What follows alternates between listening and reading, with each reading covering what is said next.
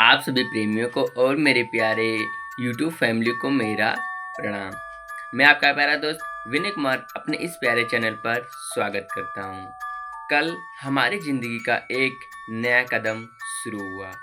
मुझे ज्ञान प्राप्त होने के बाद में अपनी लाइफ में एक नया अध्याय शुरू किया। यानी कल 5 अक्टूबर को हम लोगों ने प्रेम रावत जी की कृपा से एक गांव में प्रचार किया कि उनका लक्ष्य है ना कि प्रचार करना, लोगों तक शांति संदेश को पहुंचाना। तो इसी प्रयास में हमारी टीम ने कल एक गांव में प्रचार की। वो गांव का नाम है पोखर बिटवा गांव। उस गांव में हम लोगों ने मिलजुल के एकता में रह करके एक प्रोजेक्टर प्रोग्राम किया, जिसमें सुनने के लिए करीबन 150 लोग यानी 100 से 150 के आसपास प्रेमी और नए लोग मिल करके उसमें भाग लिए।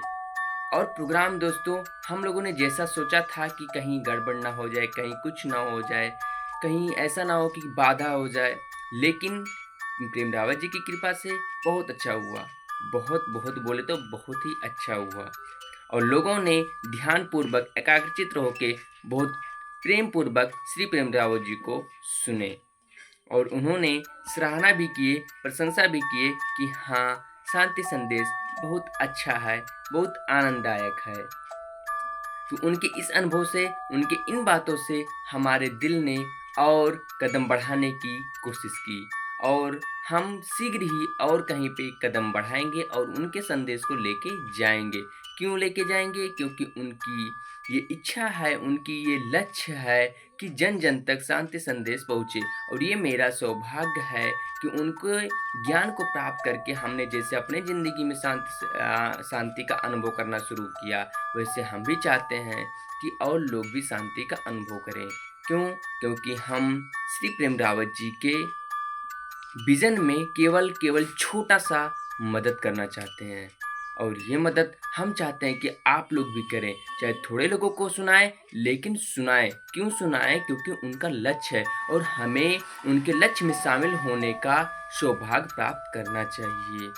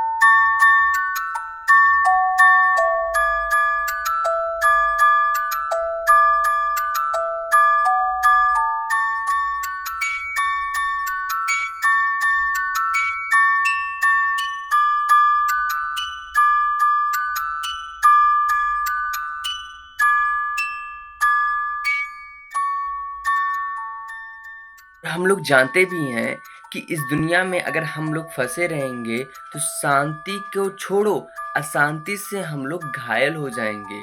हमने देखा अपनी इस 21 साल की ज़िंदगी में देखा कि अभी हमने एक अनुभव के साथ आपको बताता हूँ, प्रैक्टिकली एकदम मैंने सामने देखा। जैसे कहानी होती है ना कि लोग सुन के बताते हैं, लेकिन मैं सुन के नहीं, असलियत में बता रहा हूँ। एकदम मेरे सामने मेरे गांव में ही हो रहा है कि एक व्यक्ति ने एक जंगली सूअर लेके आए, जो सूअर का बच्चा होता है ना जंगली सूअर, उस सूअर के बच्चे को उन्होंने लेके आया और उनके पास में बहुत से जो गाँव की सूअर होती हैं, जो नॉर्मली होती हैं, वो सूअर का पालन कर रहे थे।